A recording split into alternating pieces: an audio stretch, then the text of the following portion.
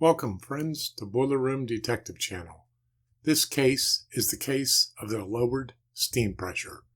If you enjoyed these videos, please like and subscribe to the channel.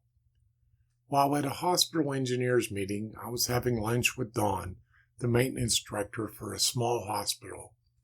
We serviced the boilers in his building a few times. During lunch, he said the administration was in a cost-cutting mode again, and said they asked him to cut the utility bills. He told me he was changing out lights to more efficient ones and wondered if there was anything he could do to cut his gas costs without spending much money. I offered to visit and he accepted. While on site, we walked around the system and I made notes.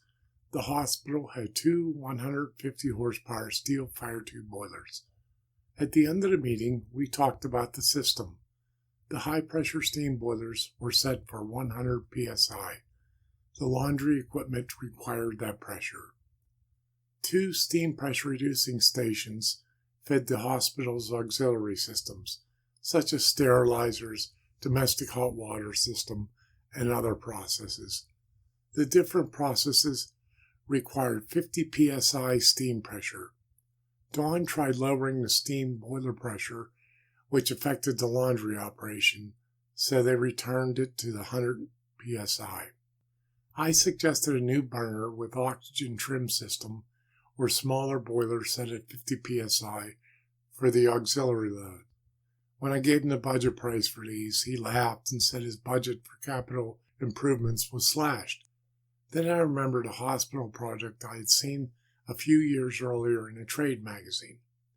The owner installed additional pressure controls set at a lower pressure for the off-peak times and reported a lowered energy cost. We worked with Don's maintenance staff and installed an additional operating and modulating pressure control on one boiler. We were going to try it on one boiler to see how it worked. These controls were set for 50 psi. The idea was that when the laundry was done at 3 p.m., we would switch to the other controls and operate the boiler at 50 psi until the following day when the laundry started.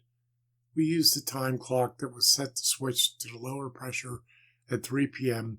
when the laundry finished and back to the higher pressure at 6 a.m., an hour before the laundry started. I was looking forward to see if it made a difference. A month later, I called Don and asked how the new settings worked. He said they noticed a drop in gas usage, but saw increased water treatment chemical usage and carryover. He didn't know if it was due to the lower steam pressure. The operating room doctors were complaining the sterilizers were plugging. Carryover is when the boiler water gets pulled with the steam into the steam piping. It lowers the efficiency of the steam, increases water treatment chemical consumption, and plugs strainers. I don't know, I admitted, but promised to investigate. I called a few days later and said the only difference is the steam velocity. The lower the pressure, the faster steam travels. In this case, the velocity increased from 63 feet per second at 100 psi to 114 feet per second at 50 psi. While the higher velocity is within the design parameters for a steam system, didn't seem to work for this boiler.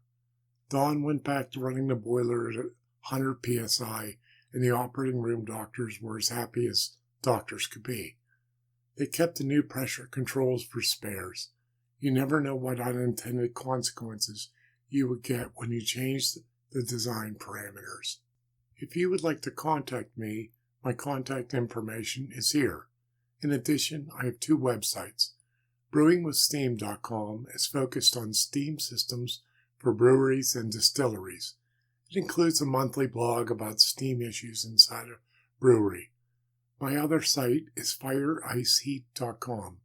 It is the company's website and shows some of our capabilities. I have authored 11 boiler books which are available on Amazon.